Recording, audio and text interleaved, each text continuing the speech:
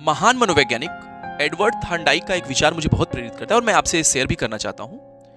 तकरीबन 1898 के करीब उन्होंने एक विचार प्रस्तुत किया था। उन्होंने एक प्रयोग किया बिल्लियों के ऊपर, और उस प्रयोग में उन्होंने कुछ बिल्लियों को पिंजरे में रखा और उन्होंने एक अलग तरीके का एक वहां पर कुंजी लगाया, लॉकर लगाया, या फिर ये कहिए कि एक हैंडल लगाया जिसको प्रेस करने पर ही पिंजरा खुलता था। तो उस लीवर को प्रेस करने पर पिंजरा खुलता था और पिंजरे के बाहर कुछ फल रखे रहते थे, खाने रखे रहते थे। अब उन्होंने यह प्रयोग कुछ बिल्लियों पर किया और बिल्ली शुरुआत के दिनों में उन्होंने देखा कि बिल्लियां पहले भटकती रहीं क्योंकि उन्हें दरवाजा खोलने नहीं आ रहा था। लेकिन कुछ समय बाद उन्होंने यहाँ प्रयास किया, वहां प्रयास किया, लेकिन फिर उन्होंने देखा कि लीवर को दबाने पर पिंजरा खुल जा रहा है। तो फिर किया क्या बिल्लियों ने?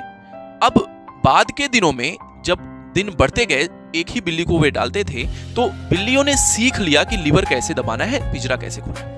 तो शुरुआत में तो उनको 2 मिनट लग जाते थे, लेकिन धीरे धीरे यह समय गुजरा, 7 सेकंड 6 सेकंड में बिल्लियां उस पिंजरे से लीवर दबा के बाहर आ जाती थी और उसके बाद उन्हें इनाम के तौर पे फल मिलता था, खाने मिलते थे। तो इसमें अब समझने वाली क्या बात है, यह सिर्फ बिल्लियों पर लागू नहीं होता, यह एक सामान्य जीवन में हर इंसान पर एक अच्छे हैबिट के तौर पे आ सकता है। अगर आप बार बार प्रयास कर रहे हैं तो उसके 2 लाभ होते हैं।